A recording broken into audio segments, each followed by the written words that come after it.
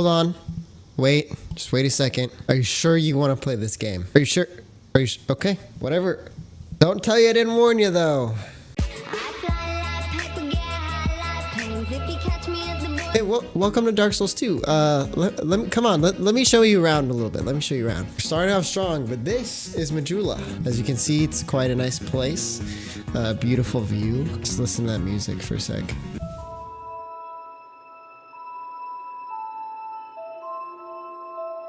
Wow. This is the Emerald Herald. She is Dark Souls 2 level up lady, aka LUL. Pretty much every From Software game has a level up lady where you talk to her and she will level you up. And maybe give you some sort of like emotional like reassurance or something. But they're a great asset to the game, especially the Emerald Herald, because look how chill she is. Yes. You open up your stats because you just got some souls and you want to level up, and then you see this ADP and you're kind of like, what is that? I've never seen that before. And you're like, surely I don't have to level that up. Surely I don't.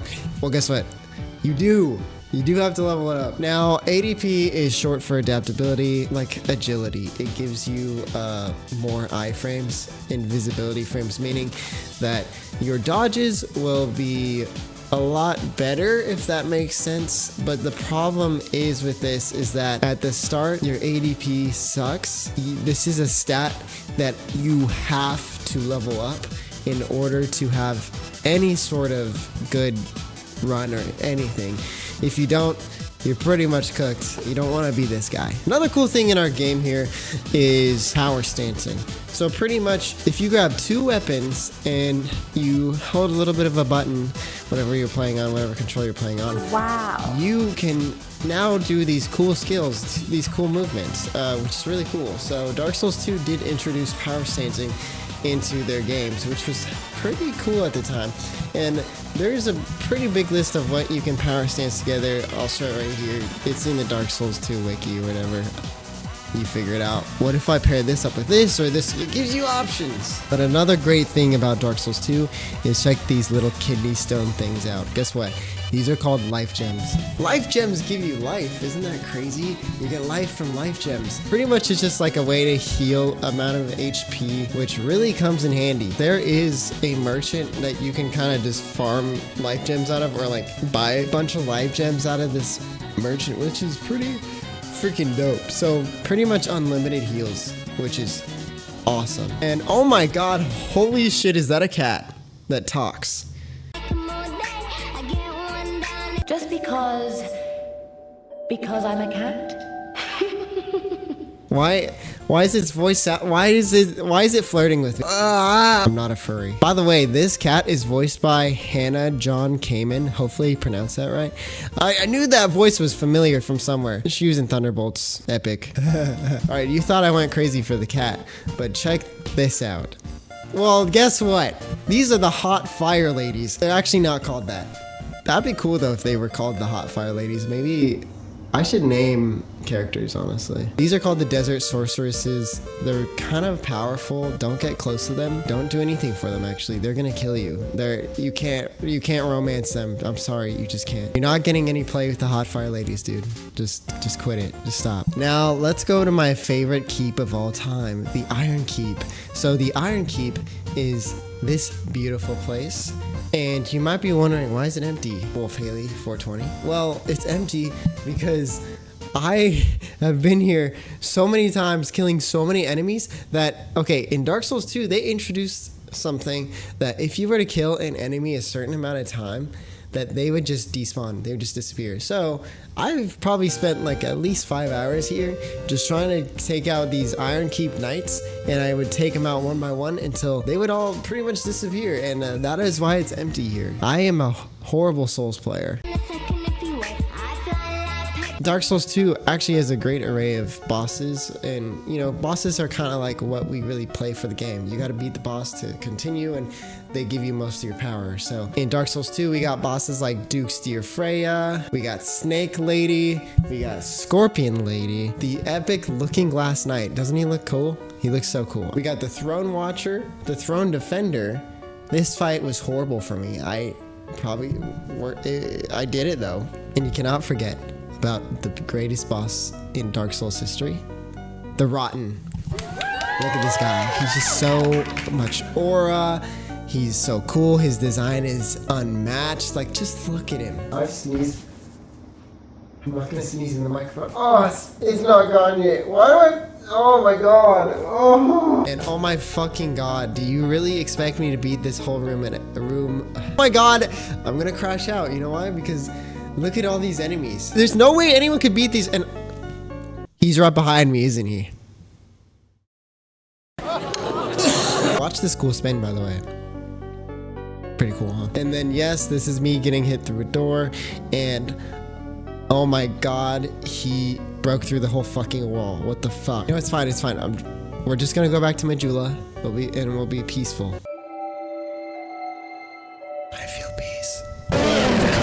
And you know, Majula is not the only beautiful place here. There's many beautiful places that I'll show you behind on my green screen right here behind me. It's actually not a green screen. I'm actually here. I forgot. So let's talk about like the serious things of Dark Souls 2. Dark Souls 2 came out in the middle of March 2014. When it came out, it had a lot of mixed reviews, of course, because it wasn't really like the first one at all. And the thing is, it had totally new directors, and you know, Miyazaki had directed Dark Souls 1 to perfection. It was great, but he wasn't on this really. He was only like a supervisor, but the reason for that is he was working on Bloodborne, which is peak, by the way. So the thing about Dark Souls 2 though is so different. It was a brand new world, brand new story, and it didn't really like feel like a direct sequel. It kind of felt like in a way, a separate game from Dark Souls 1, which when you play it, you're kind of like, yeah, what's really going on here? You really don't know what's going on.